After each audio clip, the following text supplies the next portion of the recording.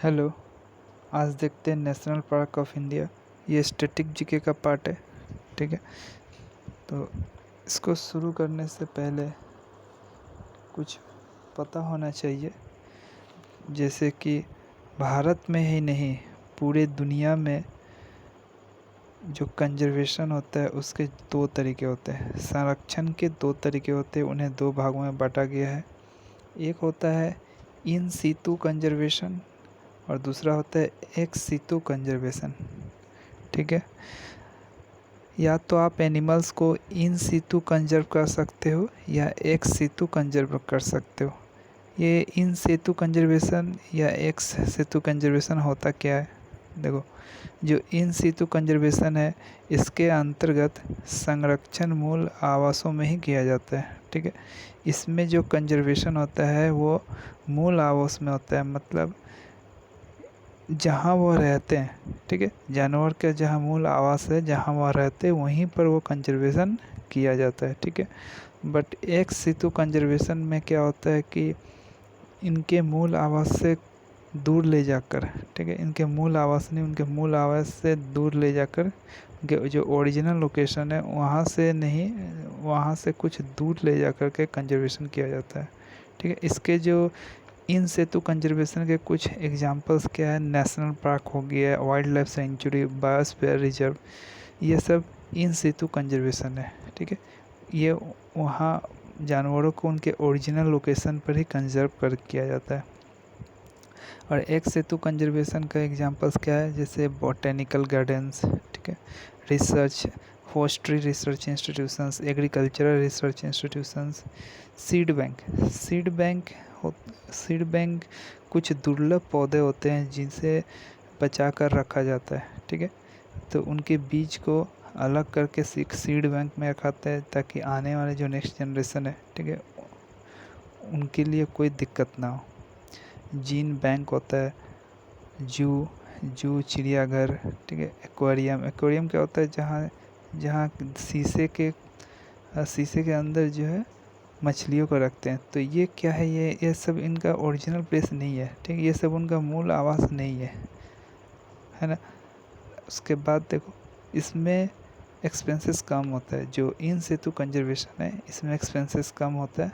अच्छा, जो national park है, नेशनल पार्क में खर्चा कम होता है देन कंपेयर टू चिड़ियाघर। ये जानकर हैरानी होगी क्योंकि ये इनका ओरिजिनल लोकेशन है। तो इन यहाँ नेशनल पार्क इनका ओरिजिनल लोकेशन होने की वजह से यहाँ कुछ खास खर्चा नहीं होता है।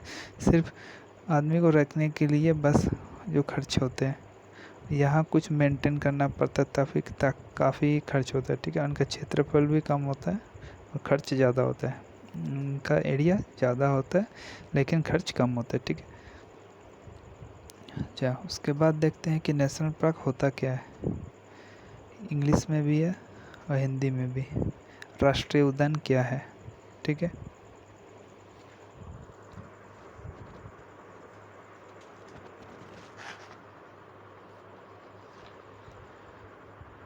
तो नेशनल पार्क ज़्यादातर जो वाइल्ड लाइफ सेंचुरी को ही अपग्रेड करके बना दिया जाता है। नेशनल पार्क बना दिया जाता है ज़्यादातर जो वाइल्ड लाइफ सेंचुरी होती है उनको अपग्रेड करके। ठीक है, तो ऐसा ज़रूरी नहीं कि सारे वाइल्ड लाइफ सेंचुरी ही नेशनल पार्क है। ठीक है, जहाँ पर बायोडाइवर्सिटी ज़्यादा है, बायोडाइवर्सिटी बहुत ज़्यादा है, जैव विविधता बहुत ज़्यादा है, तो उसको बहुत ही सख्त तरीके से कंजर्व करना है, तो उसके लिए हम डायरेक्ट उसको नेशनल पार्क बना देते हैं। समझ में आया? लेकिन ज़्यादातर केसेस में जो वाइल्ड लाइफ सेंचुरी होता है उसको ही अपग्रेड करके बना देते हैं नेशनल पार्क। ठीक है,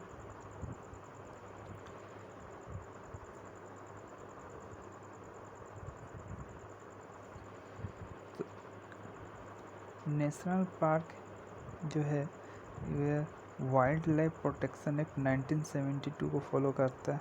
ठीक है, भारत में जो राष्ट्रीय उद्यान है, नेशनल पार्क है, वो वाइल्ड लाइफ प्रोटेक्शन एक्ट 1972 1972 को फॉलो करता है। याद रखना यह एक्ट आया था 1972 में, ठीक है, 1972। बट इससे पहले भी भारत में 5 नेशनल पार्क थे।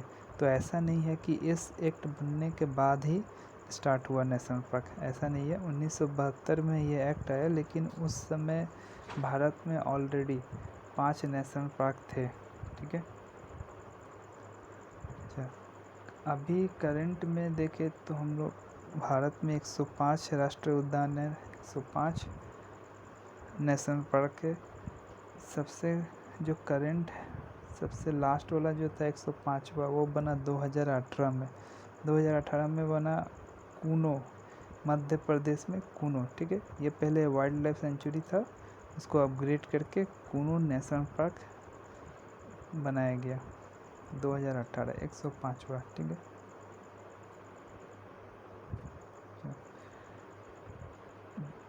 जैसे देखो 1972 में ये एक्ट आया, लेकिन अगर भारत का पहला जो राष्ट्रीय उद्यान था नेशनल पार्क, उसका नाम था heli national park, heli national park, ठीक है।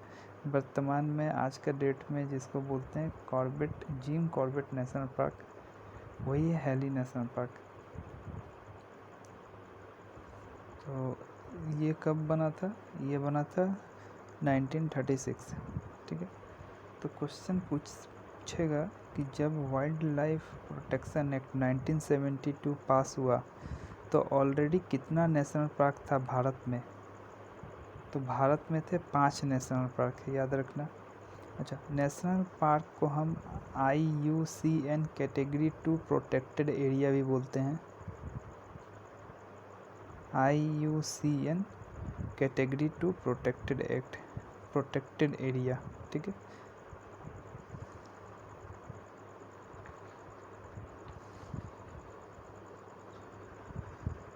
अच्छा, नेशनल पार्क में जो डेवलपमेंट एक्टिविटी, इंडस्ट्रियल एक्टिविटी, ठीक है, लाइक एग्रीकल्चर एक्टिविटी या किसी भी तरह का प्राइवेट एक्टिविटी वहाँ अलाउ नहीं होती। नेशनल पार्क में सिर्फ कुछ टूरिस्ट लोग को ही अलाउ किया जाता है, वो भी काफ़ी कंट्रोल्ड एंड रेगुलेटेड वे में। समझ में आ रहा है? कंट्रोल्ड वे में, जैसे कि कितने लोग होने चाहिए एक साथ, ठीक है, उससे ज़्यादा अलाउ नहीं है, इस तरीके से। तो कोई भी प्राइवेट एक्टिविटीज़ अलाउ नहीं है नेशनल पार्क के अंदर। तो अब हम एक एक करके सारे नेशनल पार्क देखेंगे। जैसे कि मैंने बताया कि जो नेशनल पार्क की संख्या है वो 105 है, ठीक है। तो अभी एक एक करके सारे नाम याद रखना है। तो सबसे पहला जो नेशनल पार्क है उत्तराखंड में, वो देखते हैं। तो उत्तराखंड में जो है 6 नेशनल पार्क है। राजा जी, जिम कॉर्बेट, गोविंद पशु विहार, ठीक है, valley of flowers, Nanda Devi, है ना। तो सबसे पहला देखते हैं राजा जी। तो राजा जी यह एक टाइगर रिजर्व भी है। जो राजा जी नेशनल पार्क है वो एक टाइगर रिजर्व भी है, नेशनल पार्क भी है, ठीक है। तो राजा जी, इसका नाम क्यों है? इसका नाम सी राजगोपालाचारी, ठीक है, सी राजगोपालाचारी के नाम पर रखा है। सी राजगोपालाचारी कौन थे? वो एक स्वतंत्र सेनानी थे, वो भारत के गृह मंत्री भी थे, ठीक है। तो पहला है राजा जी। दूसरा जो नेशनल पार्क है वो है जिम कॉर्बेट नेशनल पार्क। यह भारत का पहला नेशनल पार्क था, जैसे कि मैंने बताया, और आज का डेट में यह टाइगर रिजर्व भी है। इसका नाम ब्रिटेन के एक टाइगर शिकारी जिम कॉर्बेट के नाम से रखा गया था। उसके बाद है गंगोत्री, ठीक है, यह उत्तरकाशी जिला में है। अच्छा, गंगोत्री उत्तरकाशी जिले में, और यह जो है गंगा नदी का उद्गम भी होता है। एक्चुअली देखो, गंगा नदी का जो उद्गम स्थान है गंगोत्री है, लेकिन जब गंगोत्री से वो निकलती है तो उसको गंगा नहीं बोलते, ठीक है, वो भागीरथी के रूप में निकलती है, ठीक है। तो भागीरथी के रूप में निकलती है, और जब वो अलकनंदा से मिल जाती है, ठीक है, देवप्रयाग में भागीरथी नदी और अलकनंदा नदी जब मिलती है तब बनता है गंगा, ठीक है, तब कहलाता है गंगा। तो गंगा अगर भागीरथी के रूप में ही सही, लेकिन गंगा का उद्गम स्थान क्या बोलेंगे, गंगोत्री, ठीक है। उसके बाद है गोविंद, ठीक है, गोविंद पशु विहार। तो ये गोविंद बल्लभ पंत के नाम पर रखा है, और ये भी एक स्वतंत्रता सेनानी थे और हमारे गृह मंत्री भी थे, ठीक है। यहाँ पर जो है स्नो लेपर्ड फेमस है, ये काफ़ी ठंड जगह पे, इसे स्नो लेपर्ड तो कॉमन है। उसके बाद देखो फूलों की घाटी, वैली ऑफ फ्लावर्स। अच्छा, ये जो है यूनेस्को वर्ल्ड हेरिटेज साइट भी है, वैली ऑफ फ्लावर्स और नंदा देवी।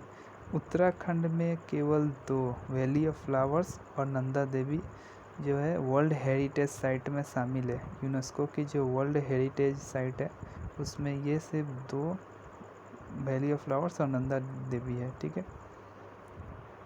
अच्छा, नंदा देवी जो है वो भारत की दूसरी सबसे ऊंची चोटी है, काफ़ी ऊंचे जगह पर है। वैली ऑफ फ्लावर्स भी बहुत ऊंचे जगह पर है, ठीक है। तो ये नेशनल पार्क था उत्तराखंड के। ये 6 नेशनल पार्क है, ये 6 नेशनल पार्क आपको याद रखने हैं। Rajaji national park, Jim Corbett national park, Gangotri national park, Govind Pashu Vihar या Govind national park, valley of flowers, ठीक है, और Nanda Devi. Valley of flowers और नंदा देवी दोनों, ये जो है ये 2 नेशनल पार्क यूनेस्को की वर्ल्ड हेरिटेज साइट में भी है, ठीक है। और नंदा देवी जो है दूसरी सबसे ऊंची चोटी है, हाईएस्ट पीक पॉइंट जो है वो Nanda Devi second highest peak point है। हो गया। दूसरा देखते हैं, national park in West Bengal.